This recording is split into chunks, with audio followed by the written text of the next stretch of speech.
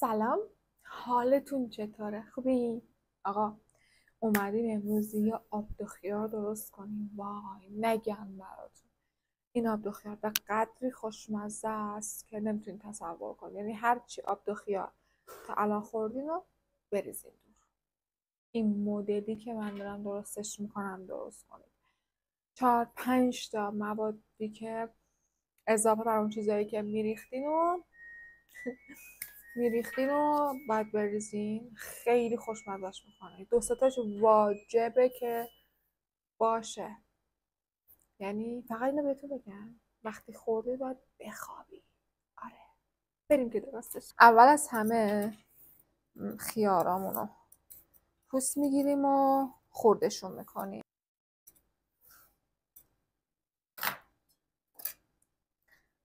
قشنگ خوردشون میکنیم. من ریز خورد میکنم.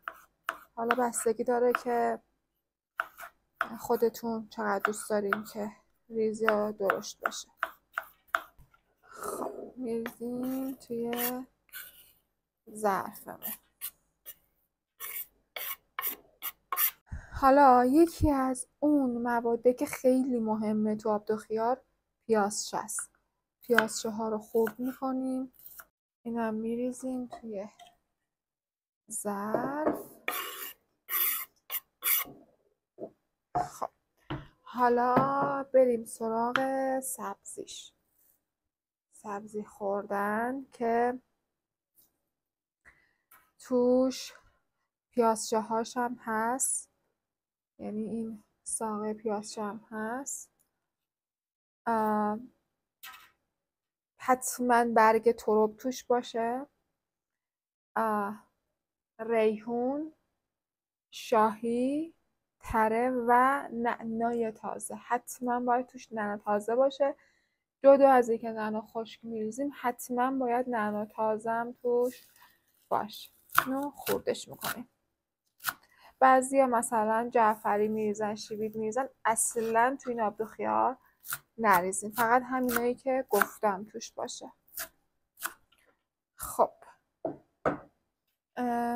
سبزیمونم میریزیم.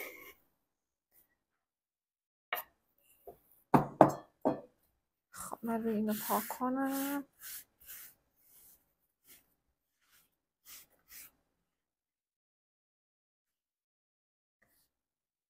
خب بریم سراغ گردومون. گردومونم قشنگ له میکنیم. آسیابش نکنید گردوتونو، به خاطر اینکه یه ذره زیر دهن بیاد خوشمزه تر میشه.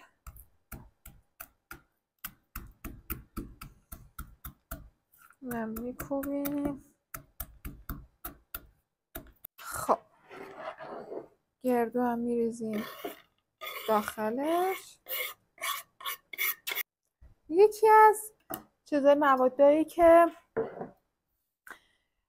باید باشه مهمه توی آب دو خیارم که خیلی خوشمزه‌اش میکنه سیره.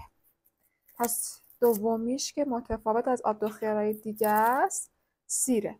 یه دونه سیر تازه پوست میگیریم.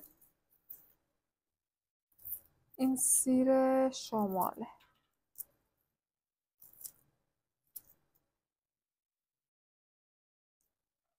خب این یه دونه سیرم کامل ریز خوردش میکنیم. خب این یه دونه سیرم میریزم داخلش. سومین چیزی که متفاوتش میکنه کشمشه. چند تا دونه کشمش. فقط زیاد نریزین کشمشتون رو که شیرین نکنه. یه قاشق چای خوری نمک. یه قاشق چای خوری، در واقع 2 تا قاشق چای خوری نعنا خشک میزنیم و بریم سر اصل کاریا. ماست 1 پیاله میزنم، بهتون میگم چرا. خب این از ماست. چهارمین چیزی که خیلی متفاوتش میکنه و جز اصلیاست که به شدت خوشمزش میکنه خامه صبحانه است. بهش خامه میزنیم و شروع میکنیم به هم زدن. که همش زدیم، حالا همه میان با آب خیارشون رو درست میکنن، یعنی به ماستشون آب اضافه میکنن. ولی چیزی که خیلی خوشمزش میکنه دوغ گازدار. حتما دوغتون هم گازدار باشه. گازدار به شدت آب دو خیار رو خوشمزه میکنه. خوب هم میزن.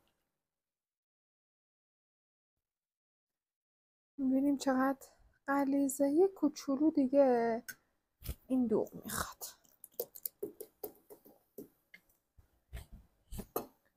خب الان دیگه اوکیه. خب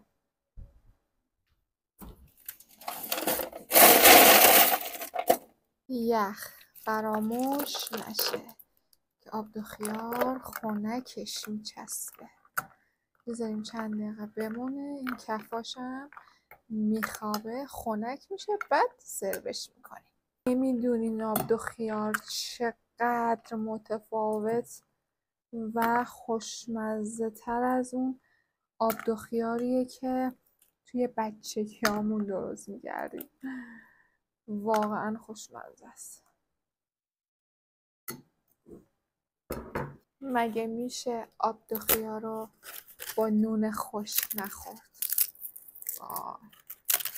فقط نون خشک. نونم توش خورد میکنیم.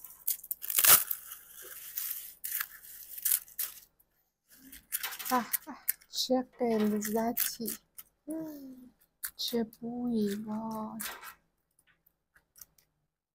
درستش نکنی از دستت رفته.